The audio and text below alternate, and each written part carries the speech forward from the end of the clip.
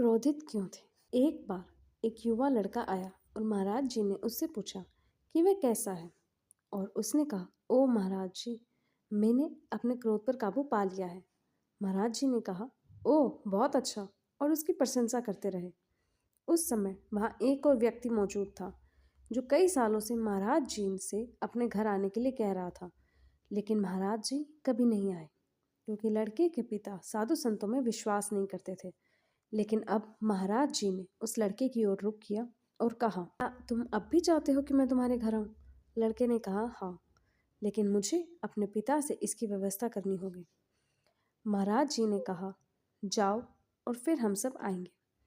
इस यात्रा का मतलब जाहिर है यही था कि घर में सम्मान का स्थान महाराज जी को दिया जाए ताकि पिता को कहीं और बैठना पड़े। अंत में पूरी टोली चली गई और महाराज जी लड़के के पिता के गद्दे पर बैठ गए। और फिर महाराज जी झुके और पिता की आंखों में देखते हुए कहा, आप एक महान संत हैं। लेकिन हिंदी में उन्होंने बहुत ही व्यक्तिगत रूप का इस्तेमाल किया, जिसका इस्तेमाल आप केवल बहुत ही करीबी दोस्तों और निचली जाति के लोगों के साथ करते हैं। इसलिए बूढ़े पिता के उस रूप का इस्तेमाल करना वाकई अपमानजनक था। बूढ़ा व्यक्ति परेशान हो गया, लेकिन उसने खुद को संभाला। थोड़ा समय बीतने के बाद महाराज जी फिर से झुके और कहा, आप एक महान संत हैं। इस समय पिता का चेहरा लाल हो गया था और वह परेशान हो रहे थे, लेकिन उन्होंने फिर भी खुद पर नियंत्रण रखा। कुछ और मिनट बीतने के बाद महाराज जी झुके और फिर से वही बात कही। इस बार पिता पूरी तरह से पागल हो गए थे।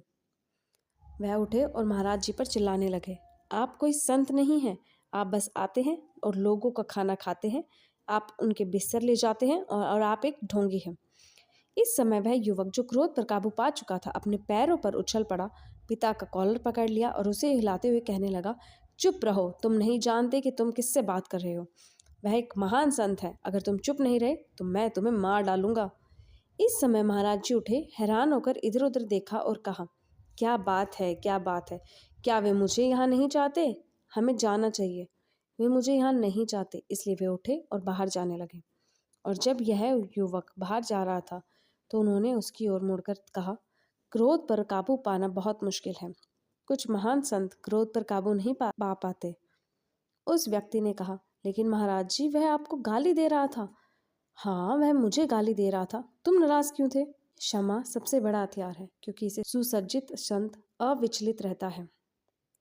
वह तुरंत क्रोध त्याग सकता है। नीम करोली बाबा की जय हो।